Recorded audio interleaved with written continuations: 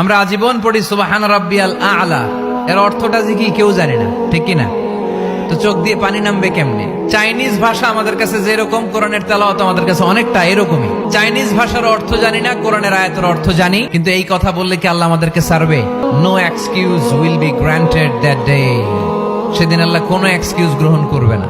আল্লাহ, আপনি আমারে ধৈর্যশীল বানান, আপনি আমারে শুকরগুজার বান্দা বানান। আল্লাহ, আমার চোখে আপনি আমারে ছোট বানান, গোটা বিশ্বের মানুষের চোখে আপনি আমারে বড় বানান। সবাই পড়ি আমিন। আল্লাহ, ভুল করছি, আল্লাহ মাফ করে দাও, ক্ষমা করো। আমি ক্ষমা চাইতেছি, কিন্তু আমি ক্ষমা করি না আরেকজনকে। তুমি ক্ষমা করো না, তুমি ক্ষমা চাও কোন সাহসে? কোন নারীকে যদি তার চেহারার ডিজাইন তৈরি করার সুযোগ আল্লাহ দিতেন, সে নারীটাকে বিশ্ব সুন্দরী করে তৈরি করবে, ঠিক কিনা? এটা আল্লাহ আমাদেরকে দেয় নাই, এটা আল্লাহ তাআলা নিজ হাতে রেখেছে, নিজে করেছে। তাই কারো আকৃতি নিয়ে ব্যঙ্গ করলে স্বয়ং আল্লাহর সাথে ব্যঙ্গ করার শামিল। চিল্লায় বলেন ঠিক কিনা?